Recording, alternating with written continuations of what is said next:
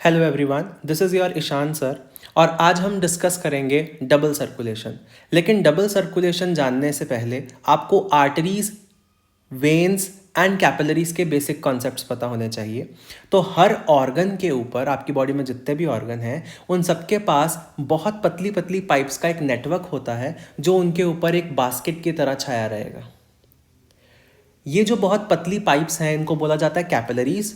ये कैपिलरीज की वॉल की थिकनेस सिर्फ एक सेल की थिकनेस जितनी होती है। ये इतनी थिन पाइप्स इसीलिए होती हैं ताकि बहुत आसानी से ऑर्गन के साथ गैसेस एंड अदर सब्सटेंसेस का एक्सचेंज कर सके थ्रू डिफ्यूजन। सो ये कैपिलरीज जुड़ के बनाती हैं वेन्यूल्स। वेन्यूल्स फिर से जुड़ के बनाती हैं वेन। और ये वेन अल्टीमेटली लार्जेस्ट वेन जो कि वेना कावा है, चाहे वो सुपीरियर वेना कावा हो चाहे वो इन्फीरियर वेना कावा हो, उसमें अपना सारा ब्लड ड्रेन करती हैं। तो किसी भी ऑर्गन से कैपिलरीज ब्लड कलेक्ट करेंगी, ब्लड को कलेक्ट करके वो वेन्यूल्स में डाल देंगी। वेन्यूल्स में डालने के बाद ये वेन्यूल्स जो है ये मर्ज करके कोई वेन बनेगी।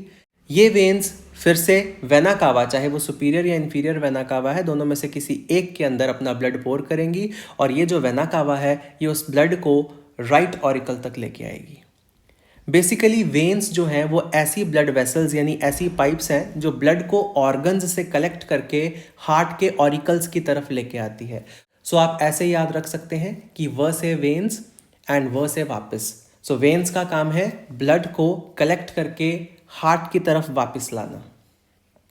अब बात करते हैं आर्टरीज की। तो आर्टरीज का काम वेन से बिल्कुल उल्टा है। आर्टरीज का काम है ब्लड को वेंट्रिकल से ऑर्गन्स की तरफ लेके जाना, यानी आर्टरीज ब्लड को डिस्ट्रीब्यूट करेंगी जबकि वेन्स जो है वो ब्लड को कलेक्ट करती हैं। सो आर्टरीज में अगर हम बात करें तो सबसे लार्जेस्ट आर्टरी है आयोटा। जैसा आयोटा का डिवीजन होगा वैसा ही पल्मोनरी आर्टरी का भी डिवीजन है। मैं हाल फिलहाल आयोटा के एग्जांपल से समझा रहा हूँ। सो आयोटा जैसे जैसे किसी ऑर्गन के सामने से गुजरती है उसमें से कोई आर्टरी निकलेगी, that is the branches of aorta are called arteries. Further ये आर्टरीज जो हैं ये और ब्रांच आउट हो जाएंगी और उससे आर्टीरियोल्स बनती हैं और आर्टीरियोल्स फर्दर ब्रांच करके कैपिलरीज बन जाएंगी। तो ये आर्टीरियोल से ब्लड को लेके ऑर्गन तक पहुंचाएगी और फिर ऑर्गन के साथ सारा एक्सचेंज जो होगा मटेरियल्स का वो कैपिलरीज वाले पार्ट में ही होगा और फिर वहां से ब्लड वेन्यूल से होता हुआ किसी वेन और वेन से होता हुआ वेना कावा में चला जाएगा। तो सिंप्लीफाई करते हैं, कैपिलरीज से स्टार्ट होगा, कैपिलरीज मर्ज करके बनती है वेन्यूल, वेन्यूल मर्ज करके बनती है वेन और वेन्स मर्ज करके बनती है वेना कावा। सिमिलरली आयोटा की ब्रांचेस को आर्टरीज बोलते हैं, आर्टरीज की ब्रांचेस को आर्टीरियोल्स कहते हैं और आर्टीरियोल्स से जो ब्रांच आउट होकर पतली पतली पाइप्स निकलेंगी उनको हम बोलेंगे कैपिलरीज। सो ब्लड आयोटा में गया, आयोटा से किसी आर्टरी में गया, किसी आर्टरी से किसी आर्टीरियोल में गया, किसी आर्टीरियोल से फिर कैपिलरीज में जाएगा, फिर ये कैपिलरी से किसी वेन्यूल में जाएगा, वेन्यूल से किसी वेन में जाएगा और फिर वेन से वेना कावा में चला जाएगा और वेना कावा इसको वापस हार्ट तक लेके आएगी। अब हम आते हैं अपनी डबल सर्कुलेशन पे। So children, superior and inferior vena कावा आपकी बॉडी के सारे ऑर्गन्स से डीऑक्सीजनेटेड ब्लड को कलेक्ट करती हैं, यानी वो ब्लड जिसमें से ऑर्गन ने ऑक्सीजन निकाल लिया है और उसमें अपना वेस्ट एंड कार्बन डाइऑक्साइड डाल दिया है। डीऑक्सीजनेटेड ब्लड को कलेक्ट करके superior and inferior vena cava pour करेंगी राइट ऑरिकल्स में। राइट ऑरिकल्स फर्दर पंप करके उसको पोर करेंगे राइट वेंट्रिकल में। राइट वेंट्रिकल से वो ब्लड जाएगा आपकी पल्मोनरी आर्टरी में। पल्मोनरी आर्टरी इस ब्लड को टुवर्ड्स द लंग, हार्ट से away and towards the lungs लेके जाएंगी। ये लंग्स की कैपिलरीज में पहुंचेगा। लंग्स के अंदर अगेन इस ब्लड के अंदर ऑक्सीजन एंटर करेगी एंड कार्बन डाइऑक्साइड रिमूव कर दी जाएगी। लंग्स का काम ही ये है कि ब्लड के अंदर ऑक्सीजन डालना और उसमें से CO2 को रिमूव करना, यानी डीऑक्सीजनेटेड ब्लड को वो ऑक्सीजनेटेड ब्लड में कन्वर्ट कर देगा। तो पल्मोनरी वेन सारे ऑक्सीजनेटेड ब्लड को लेके आएगी लेफ्ट ऑरिकल में। लेफ्ट ऑरिकल से वो जाएगा लेफ्ट वेंट्रिकल में। लेफ्ट वेंट्रिकल इस ऑक्सीजनेटेड ब्लड को पंप करेगा इनटू द आयोटा। आयोटा इस ऑक्सीजनेटेड ब्लड को फिर से पूरे के पूरे बॉडी में डिस्ट्रीब्यूट कर देगा, अलग अलग ऑर्गन्स तक ऑक्सीजनेटेड ब्लड पहुंच जाएगा। फिर से ऑर्गन्स इसमें से ऑक्सीजन निकाल देंगे और कार्बन डाइऑक्साइड इसमें डाल देंगे, फिर से ब्लड डीऑक्सीजनेट होगा। फिर से वेना कावा इसको कलेक्ट करेगी, राइट ऑरिकल में लेके आएगी, राइट ऑरिकल से ये राइट वेंट्रिकल में जाएगा, राइट वेंट्रिकल से ये जाएगा फिर से पल्मोनरी आर्टरी में, जो इसको लंग्स में लेके जाएगी, लंग्स इसको फिर से ऑक्सीजनेट करेंगे। उसके बाद ये ऑक्सीजनेटेड ब्लड पल्मोनरी वेन्स के थ्रू लेफ्ट ऑरिकल में आएगा, लेफ्ट ऑरिकल से लेफ्ट वेंट्रिकल में जाएगा, लेफ्ट वेंट्रिकल फिर से इसको आयोटा में पंप करेगा, आयोटा फिर से इसको बॉडी में डिस्ट्रीब्यूट कर देगा। So this cycle keeps going on. अब बच्चों हमें समझना ये है कि इसको डबल सर्कुलेशन क्यों कहते हैं। Let's start from right ventricle. तो ब्लड पहले राइट वेंट्रिकल से स्टार्ट हुआ, राइट वेंट्रिकल से वो गया आपकी पल्मोनरी आर्टरीज में, पल्मोनरी आर्टरीज से वो गया लंग्स के अंदर, लंग्स से ऑक्सीजनेट होके वो पल्मोनरी वेन्स के थ्रू आया लेफ्ट ऑरिकल में। तो हार्ट से चल के वो वापस हार्ट में पहुंच गया ब्लड। तो एक सर्कल कंप्लीट हो गया, एक साइकिल कंप्लीट हो गया। तो journey of blood from the right ventricle to the left auricle, यहाँ तक की जो जर्नी है इसको बोला जाता है पल्मोनरी सर्किट या पल्मोनरी सर्कुलेशन। पल्मोनरी इसको इसलिए बोलते हैं क्योंकि ये लंग्स वाले साइड से रिलेटेड है। So pulmonary circuit starts with the right ventricle and ends in the left auricle. अब आप कहेंगे सर ये राइट से गया लेफ्ट में आ गया। ऑफ कोर्स ये आपको पता है अब कि राइट साइड से ब्लड लेफ्ट साइड में डायरेक्टली नहीं जा सकता।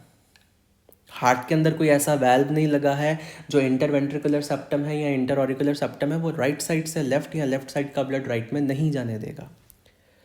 सो बेसिकली शुरू तो ब्लड हार्ट से हुआ। वो अलग बात है कि वो वेंट्रिकल राइट साइड के वेंट्रिकल से शुरू होकर लेफ्ट साइड के ऑरिकल में पहुंचा, लेकिन वो हार्ट से चल के हार्ट में ही वापस पहुंच गया। जो ब्लड की जर्नी है राइट वेंट्रिकल से लेके लेफ्ट ऑरिकल तक की, that is the pulmonary circulation. Right ventricle, उससे फिर ब्लड जाएगा पल्मोनरी आर्टरीज में, फिर ब्लड जाएगा आपके लंग्स की कैपिलरीज में, फिर ब्लड कलेक्ट होके पल्मोनरी वेन्स में जाएगा और पल्मोनरी वेन्स उसको लाएंगे लेफ्ट ऑरिकल में। हार्ट से चल के वापस हार्ट में आ गया। So the journey of blood from right ventricle to the left auricle is called pulmonary circuit. अब लेफ्ट वेंट्रिकल से स्टार्ट करते हैं। तो लेफ्ट वेंट्रिकल से ब्लड जाएगा आयोटा के अंदर, आयोटा से ब्लड जाएगा आपके ऑर्गन्स के अंदर, ऑर्गन से ब्लड फिर रिकलेक्ट होके आएगा superior and inferior vena cava के थ्रू वापस हार्ट के राइट ऑरिकल में। तो ये जो ब्लड की जर्नी ऑर्गन्स से रिलेटेड है इसको बोलते हैं सिस्टमिक सर्किट, क्योंकि ये ऑर्गन सिस्टम्स से रिलेटेड है। तो सिस्टमिक सर्किट या सिस्टमिक सर्कुलेशन बोलेंगे। The journey of blood from left ventricle to the right auricle is called systemic circulation. तो बेसिकली हुआ क्या है, ब्लड ने एक बार हार्ट के लेफ्ट साइड को क्रॉस किया है और एक बार हार्ट के राइट साइड को क्रॉस किया है। सो क्योंकि ब्लड को एक बार पल्मोनरी सर्कुलेशन से गुजरना पड़ा और एक बार सिस्टमिक सर्कुलेशन से गुजरना पड़ा, इसीलिए हमारे अंदर डबल सर्कुलेशन चलती है। इसको एक और तरीके से समझ सकते हैं। हम ऑर्गन से स्टार्ट करते हैं, तो ऑर्गन से चल के वापस ऑर्गन पे आते हैं। तो पहले हम ऑर्गन से चले, ब्लड ऑर्गन से चला, लेटस से कोई आरबीसी या कोई सेल है या ब्लड का एक सर्टन वॉल्यूम ले लेते हैं, वो ऑर्गन से चला। तो पहले वो गया वेना कावा में, फिर वो गया राइट ऑरिकल में, फिर वो गया राइट वेंट्रिकल में, फिर वो गया हमारे पल्मोनरी आर्टरीज में, फिर वो गया लंग्स में, फिर वो गया हमारे पल्मोनरी वेन्स में, फिर वो गया लेफ्ट ऑरिकल में, फिर गया वो लेफ्ट वेंट्रिकल्स में, फिर वो आयोटा के थ्रू वापस उस ऑर्गन में पहुंचा। तो ब्लड जहाँ से चला है वहाँ तक वापस आने के लिए उसको हार्ट के एक बार राइट साइड से गुजरना पड़ा और एक बार उसको हार्ट के लेफ्ट साइड से गुजरना पड़ा। इसीलिए भी इसको डबल सर्कुलेशन बोला जाता है। दो रीज़न से हम कह सकते हैं कि हमारे पास डबल सर्कुलेशन है, that to reach the same spot the blood has to cross through heart twice, once through the pulmonary circuit and once through the systemic circuit, therefore we have a double circulation. यही double circulation की definition भी थी। It takes only 1 minute for the blood to move across entire double circulation. It will take only 1 minute for the blood to reach back to the same spot जहां से वो शुरू हुआ था। 1 minute में आपका ब्लड पल्मोनरी सर्कुलेशन से भी गुजर जाएगा और एक बार वो सिस्टमिक सर्कुलेशन से भी गुजर चुका होगा। यहाँ पे मैं आपको एक शॉर्ट ट्रिक भी देना चाहूँगा, that is LORD, LORD. L for left side, O for oxygenated, R for right side, D for D oxygenated. Heart का जो लेफ्ट साइड है उसमें ऑक्सीजनेटेड ब्लड होता है और उससे जुड़ी पाइप्स में भी देयरफॉर हमेशा ऑक्सीजनेटेड ब्लड होगा। और हार्ट का जो राइट साइड है उसमें हमेशा डी ऑक्सीजनेटेड ब्लड होता है, देयरफॉर हार्ट के राइट साइड से जुड़ी पाइप्स में भी डी ऑक्सीजनेटेड ब्लड रहेगा। ये एक शॉर्ट ट्रिक है जो आपको हमेशा याद रखनी है ताकि आप ये याद रख सकें कि कौन सी साइड ऑक्सीजनेटेड है, कौन सी डी ऑक्सीजनेटेड है। तो अगर आपको कोई पूछे कि वेना कावा ऑक्सीजनेटेड ब्लड को लेके जाती है या डी ऑक्सीजनेटेड ब्लड को लेके जाती है, तो लॉर्ड भगवान को याद करो हमेशा। जब भी हार्ट का क्वेश्चन आए भगवान को याद करो, लॉर्ड को याद करो। सो लेफ्ट साइड में ऑक्सीजनेटेड है, क्योंकि लेफ्ट साइड में ऑक्सीजनेटेड ब्लड है तो left auricle, left ventricle as well as आपकी पल्मोनरी वेन्स एंड आयोटा, इनमें ऑक्सीजनेटेड ब्लड जाएगा। हार्ट का जो राइट साइड है उसमें डीऑक्सीजनेटेड ब्लड होता है, तो राइट वेंट्रिकल, राइट ऑरिकल और उससे जुड़ी जो पाइप्स हैं that is your superior inferior vena cava, coronary sinus and pulmonary arteries, इनमें डीऑक्सीजनेटेड ब्लड जाता है।